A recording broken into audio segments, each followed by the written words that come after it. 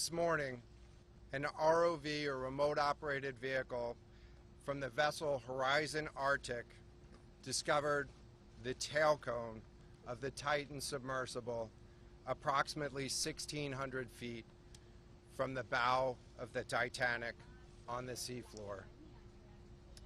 The ROV subsequently found additional debris. In consultation with experts from within the Unified Command, the debris is consistent with the catastrophic loss of the pressure chamber. Upon this determination, we immediately notified the families. On behalf of the United States Coast Guard and the entire Unified Command, I offer my deepest condolences to the families. I can only imagine what this has been like for them, and I hope that this discovery provides some solace during this difficult time.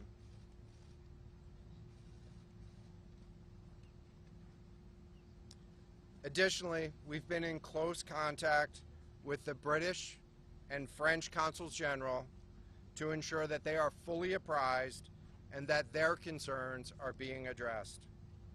The outpouring of support in this highly complex search operation has been robust and immensely appreciated. We are grateful for the rapid mobilization of experts on the undersea search and rescue, and we thank all of the agencies and personnel for their role in the response. We're also incredibly grateful for the full spectrum of international assistance that's been provided. The ROVs will remain on scene and continue to gather information. Again, our most heartfelt condolences go out to the loved ones of the crew. We'll now take questions. John, what other debris have you found? John, what other debris have you found? Can you talk about the delay in reporting the vessel missing and what impact that had on the recovery? Search and recovery? This was a incredibly complex case, and we're still working to develop the details for the timeline involved with this casualty and the response. And so we'll provide that. James Matthews from Sky News. John, what other debris have you found? And have you found any trace of those who were on board? So this is an incredibly complex operating environment on the seafloor, over 2 miles beneath the surface. And so the remote operating vehicle has been searching, and it is highly capable. And we've been able to classify parts of the pressure chamber for the Titan submersible. Let me refer to one of my undersea experts here, Mr. Paul Hankin, to talk about the nature of some of the debris.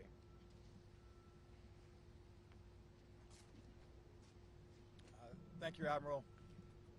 So essentially we found 5 different major pieces of debris that told us that it was the remains of the Titan.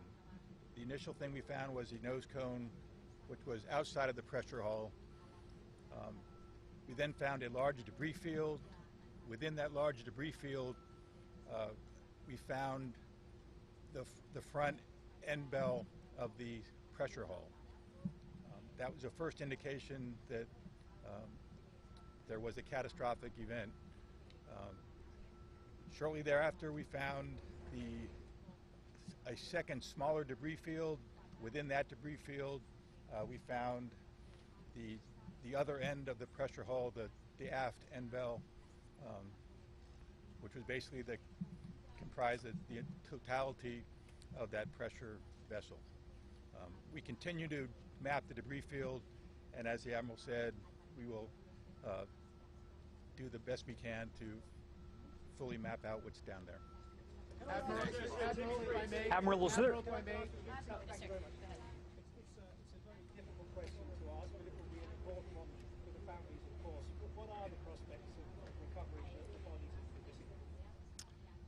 So the questions was related. I'm restating the question from the standpoint of sometimes it's hard to hear the question here.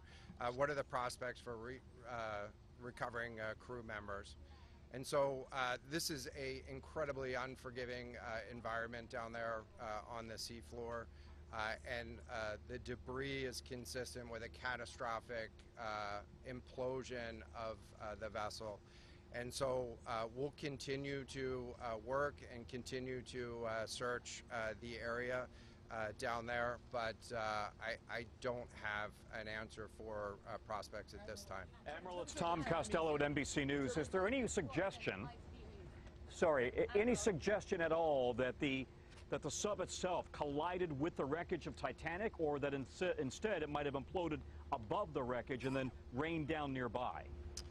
So the question was, is there any question as to whether or not the sub collided with the Titanic or whether it imploded above and debris field created from that? So the location of the Titan submersible was in an area that was approximately 1,600 feet from the wreck of the Titanic. I have an expert here that is familiar with that area and can talk about the debris field and what the debris field indicates in terms of where the casualty may have occurred. Rear Admiral, really quickly, can you tell me when that... Wait, let's get the expert voice, please. Hang on a second. The expert voice is coming up to answer the question. Thank you, Admiral. So the question is, where does the wreck lie in relation to the Titanic? I didn't hear the Admiral's answer. I think 1,600 feet. Was that correct, Admiral? Yep, you got it. So that's off the bow of Titanic. It's in an area where there is not any debris of Titanic. It is a smooth bottom. There, to my knowledge and anything I've seen, there's no Titanic wreckage in that area. And again, 200 plus meters from the bow, and consistent with the location of last communication for an implosion in the water column. And the size of the debris field is consistent with that implosion in the water column. Thanks. Well, if I can ask you a question, in terms of the timing here, you say that this was a catastrophic implosion, and I know it's early on, but is it your estimation that this happened right at the moment when they lost contact, an hour and 45 minutes after their descent? So the question was about the timing of the catastrophic implosion. Right now, it is too early to tell with that. We know that as we've been prosecuting this search over the course of the last 72 hours and beyond, that we've had sonar buoys in the water nearly continuously and have not detected any catastrophic events when those sonar buoys have been in the water. So. Admiral, can you describe what happens from here, sir, in the next days and weeks in terms of finding any more debris? What happens from here? So we will, the question was what happens from here, what's the next phase? And so right now, again, our thoughts are with the families and making sure that they have an understanding as best as we can provide of what happened and begin to find some closure. In terms of the large process, we're going to continue to investigate the site of the debris field. And then I know that there's also a lot of questions about how, why, and when did this happen. And so, you know, those are questions that we will collect as much information as we can on now, while the governments are meeting and discussing, you know, what an investigation of this nature of a casualty might look like. This is something that happened, I'll just remind everybody, this is something that happened in a remote portion of the ocean with people from, you know, several different countries around the world And so it is a complex case to work through, but I'm confident that those questions will begin to get answered. Will the Coast Guard lead the investigation, sir? From the UK, is there any suggestion that time factors, speed, anything could have prevented this or saved the 5 people on board, or is this quite simply a catastrophic accident? The question was there any suggestion that time factors may have played a role or a consideration in the casualty here? And so the debris field is consistent with a catastrophic implosion of the vessel.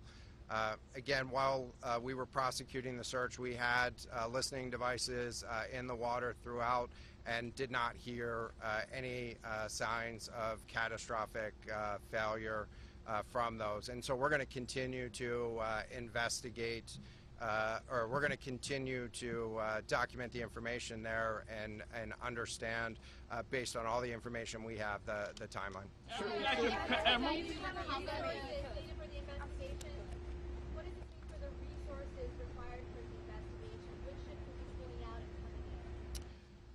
So the question was, what are the resources required for the investigation, and which ships will be pulling out and staying in?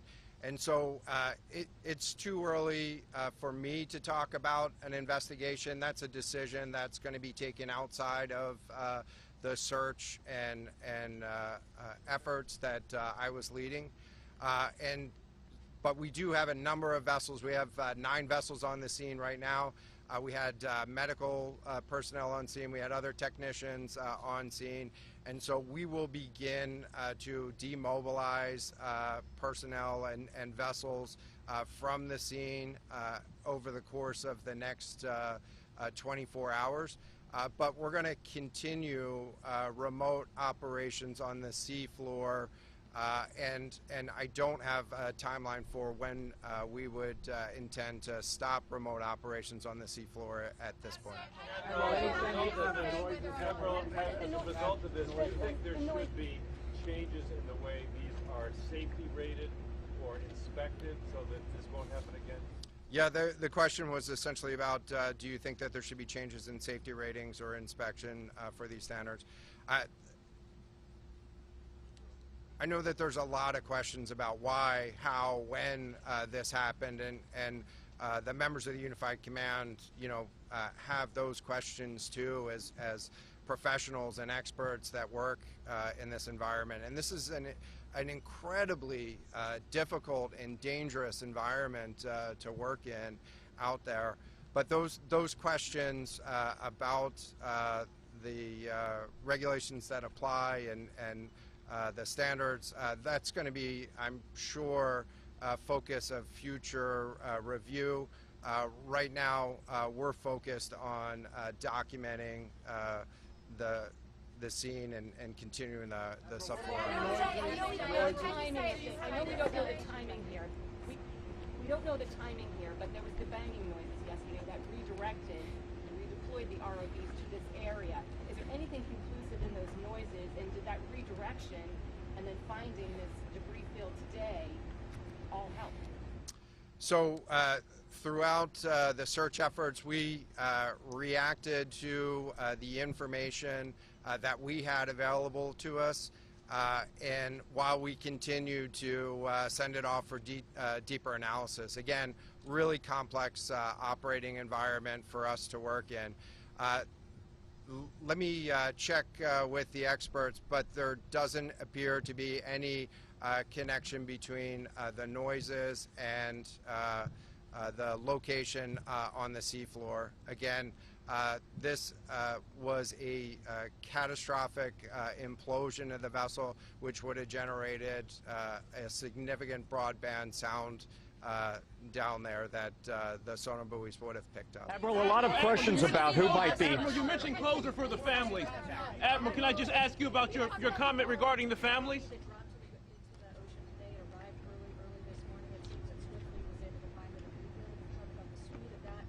Also, were all of the assets involved moved as swiftly as possible to the area?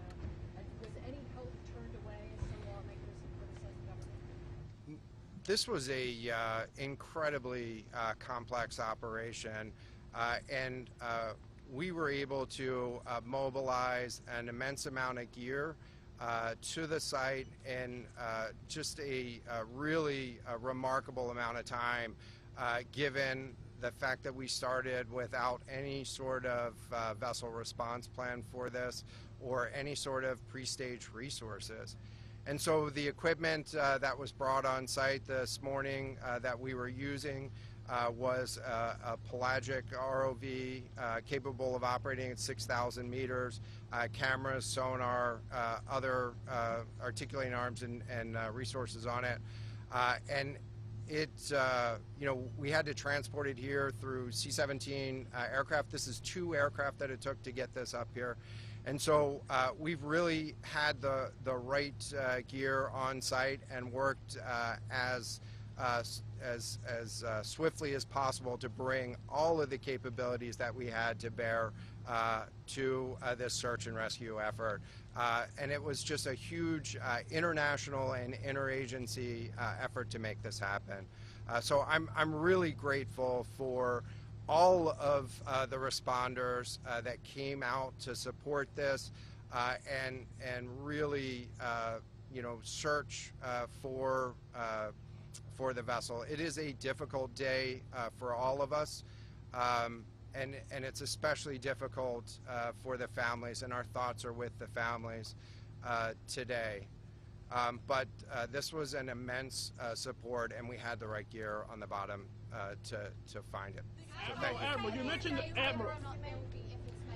Will you attempt to recover the bodies, can we ask you, though? The victims, will they be recovered? Thank you so much, everyone, for attending this afternoon. There are no future planned press conferences. Updates will be shared to the USCG Northeast Twitter page, and our staff will be available to take down any questions following this. Can you Thank spell you. and give us the names of each gentleman who spoke? I have no sound. I can get that back to you afterwards. Just so I can... Got it now. Yes, I got you now.